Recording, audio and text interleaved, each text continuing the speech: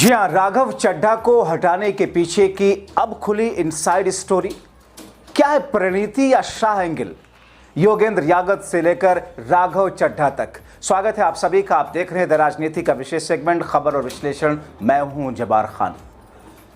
दोस्तों, आखिर क्या वजह है कि अन्ना अरविंद केजरीवाल मूवमेंट के बाद, पार्टी के बनने के बाद ही जस्टिस हेगड़े, प्रशांत भूषण, योगेंद्र यादव, स्वाति मालीवाल और अब राघव चड्ढा एक एक करके पार्टी से साइडलाइन करते चले गए और इन ज्यादातर लोगों को पार्टी से हटा दिया गया। दोस्तों, क्या वजह है कि अचानक राघव चड्ढा को पार्टी के भीतर रहकर भी साइडलाइन कर दिया गया? आखिर क्यों संसद के भीतर इनके बोलने पर पाबंदी लगा दी गई? आखिर केजरीवाल की राघव चड्ढा से कौन सी अनबन हुई? विस्तार से दोस्तों आपको सब कुछ बताते हैं। दोस्तों, दरअसल मौजूदा वक्त में आपने जिस तरीके से देखा 2 दिन पहले कि अचानक वो राघव चड्ढा जो आम आदमी पार्टी की आंखों के तारा हुआ करते थे, अचानक पार्टी उनको साइडलाइन कर देती है। अब दोस्तों, आम आदमी पार्टी आज एक ऐसी जगह पर खड़ी है जहां वफादारी विचारधारा से बड़ी हो गई है क्या? जो पार्टी सिद्धांतों की नींव पर खड़ी हुई थी, वो अब व्यक्तिगत महत्वाकांक्षाओं और अपनों की ही विद्रोह के बीच झूल रही है।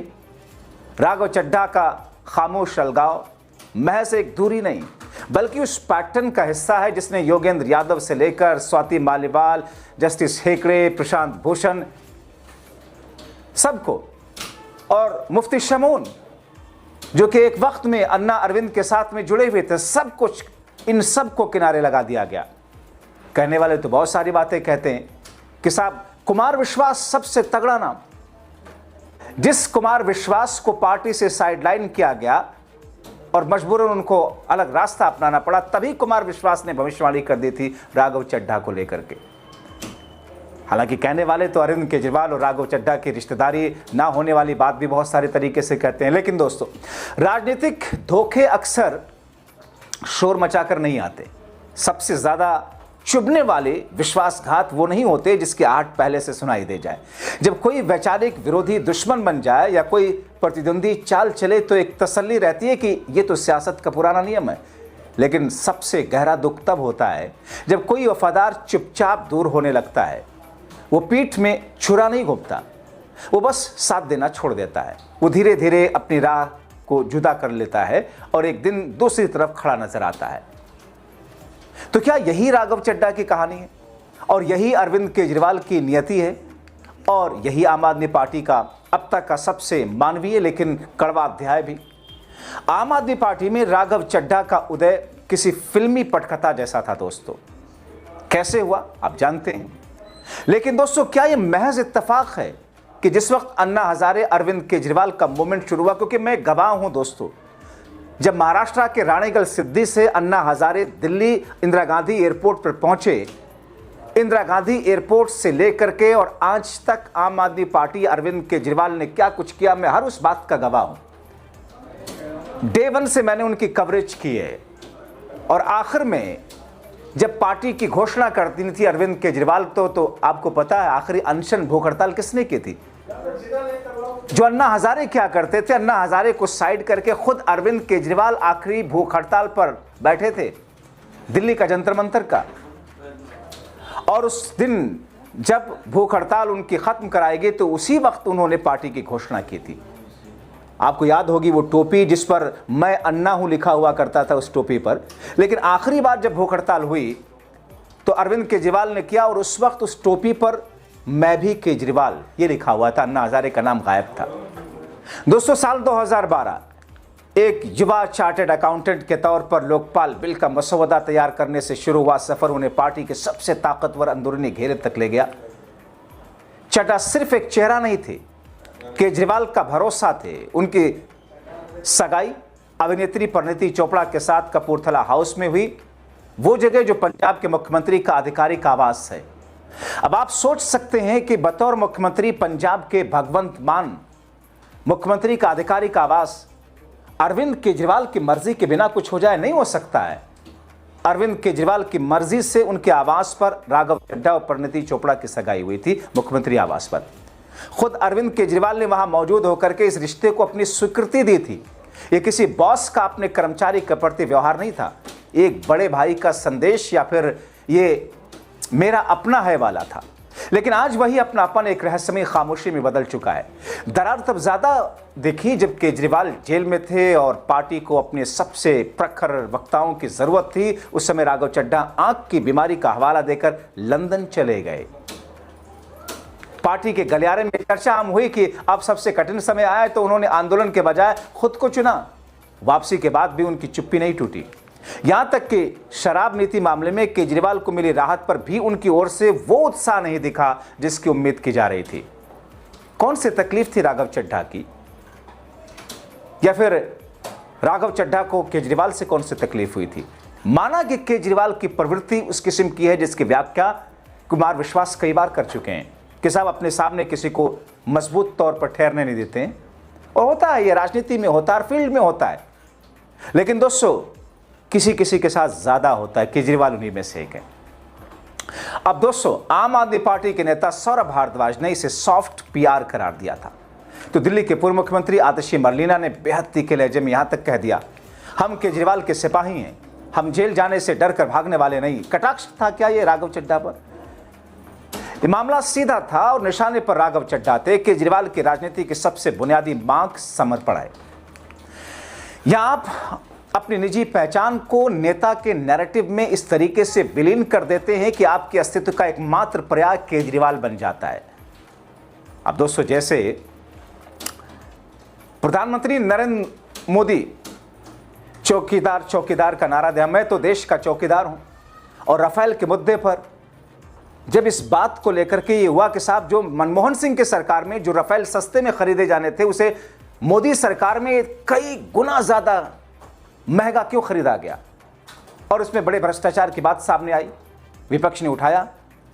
और फिर राहुल गांधी ने दोस्तों चौकीदार चोर है का नारा दिया प्रधानमंत्री नरेंद्र मोदी को लेकर, क्योंकि वो खुद को चौकीदार बताते थे। एक राइम, एक लाइन इन्होंने बनाई, चौकीदार चोर है। और फिर उसके बाद पूरा भारतीय जनता पार्टी का खेमा, सारे नेता सबने अपने ट्विटर हैंडल के बायो में लिखना शुरू कर दिया, मैं भी चौकीदार, मैं भी चौकीदार। हालांकि उस वक्त राहुल गांधी से एक चूक है, उन्होंने कहा कि अब तो सुप्रीम कोर्ट ने भी मान लिया कि चौकीदार चोर है, जो कि सुप्रीम कोर्ट के हवाले से उनको नहीं कहना था, नहीं कह सकते। और इसी बात पर सुप्रीम कोर्ट में उन्होंने माफी मांगी कि सुप्रीम कोर्ट ने नहीं कहा।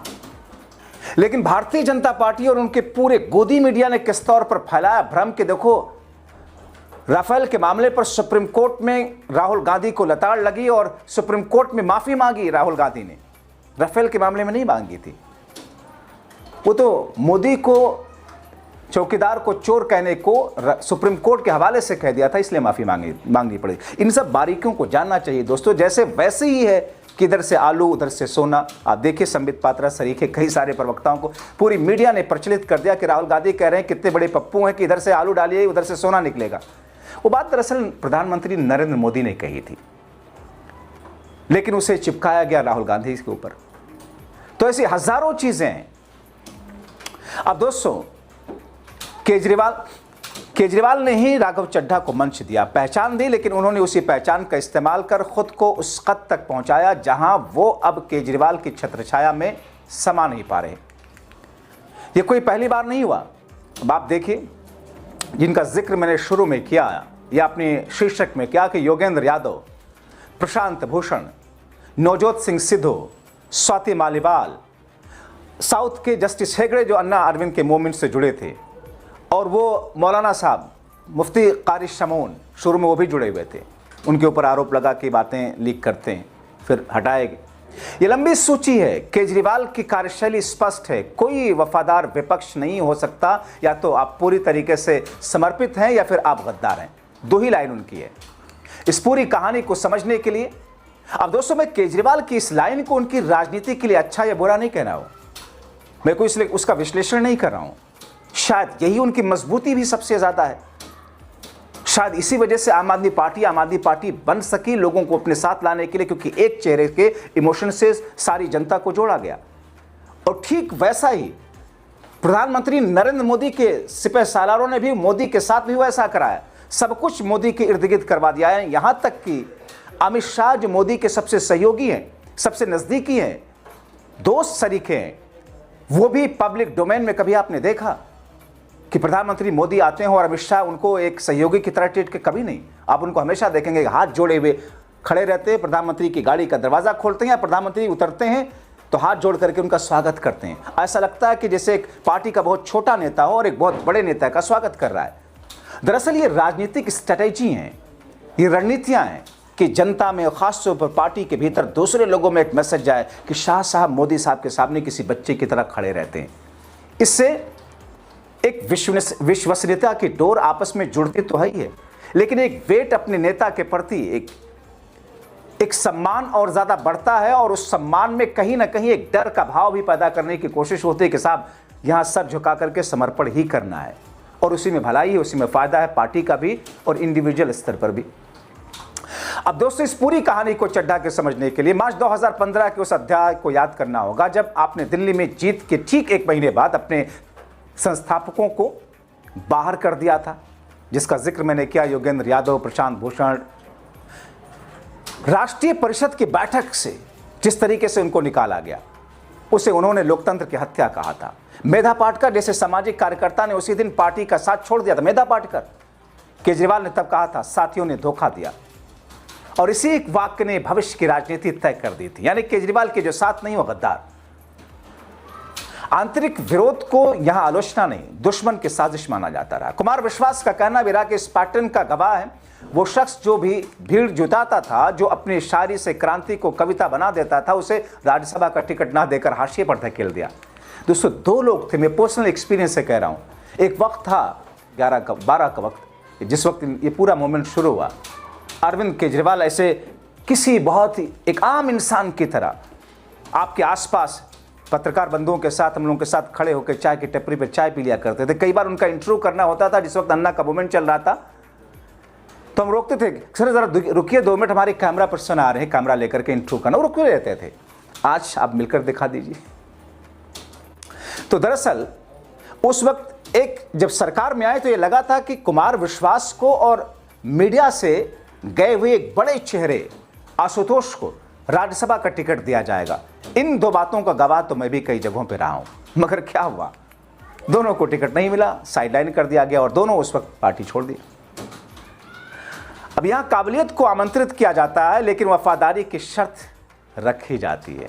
दोस्तों, हर जगह वफादारी मायने रखती है, लेकिन उसका मतलब यह नहीं कि सब कुछ वही एक पैमाना हो जाए। जाहिर तौर पर लॉयल्टी सबसे पहले होती है। अब जैसे ही कोई महत्वाकांक्षा सिर उठाती है उस पार्टी में, उसे कुचल दिया जाता है। राघव चड्ढा इस सिलसिले का सिर्फ सबसे नया नाम है। बहुत सारे लोग ये कहते हैं, यह आखिरी नाम नहीं है। जब तक पार्टी का ढांचा सिपाहियों की तलाश में रहेगा, काबिल और महत्वाकांक्षी लोग इसी तरह एक एक करके दूर होते रहेंगे। अंत में शायद मैदान में सिर्फ एक ही शख्स बचे, लेकिन अब तक वो आंदोलन जिसकी कस्में खाई गई थी दम तोड़ चुका होगा तब तक।